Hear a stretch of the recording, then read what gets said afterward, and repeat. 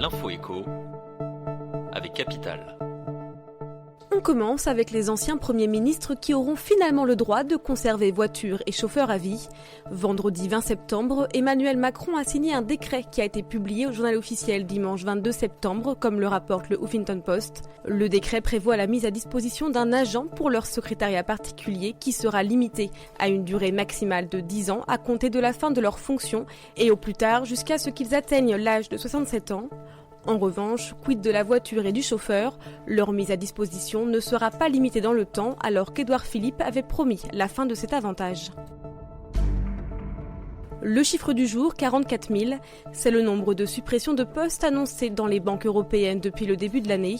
Dernièrement, c'est la banque française Société Générale qui a annoncé des suppressions à venir, alors que 3 450 postes étaient déjà programmés pour disparaître entre 2016 et 2020. 530 nouvelles suppressions ont été annoncées vendredi 20 septembre. Également en crise, la deuxième banque allemande a annoncé vendredi la suppression de 4 300 emplois dans le monde et de 200 agences. À cause des taux d'intérêt bas et des tensions politico-commerciales, le secteur traverse une crise sans précédent. On poursuit avec l'appel à l'aide de XLR Airways. Dans un entretien accordé au journal du dimanche, Laurent Magnin, le patron de la compagnie, demande de l'aide à la première compagnie française. Air France peut bouger, le PDG du groupe, Ben Smith, en a le pouvoir.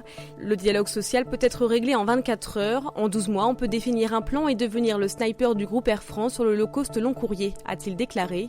Après avoir demandé son placement en redressement judiciaire, XLR Airways a besoin de 35 millions d'euros pour relever la tête. Et on termine avec le trader fou de Singapour. Un employé de Mitsubishi UFJ à Singapour a fait perdre 320 millions de dollars à sa société.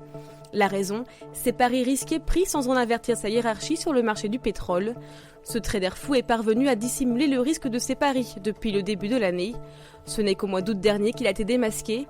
Malgré la perte financière, l'assise de la société est importante et les répercussions ne devraient pas avoir d'impact sur les profits du groupe. En revanche, cette affaire n'est pas flatteuse pour l'image et le sérieux de la société. C'était l'Info écho avec Capital.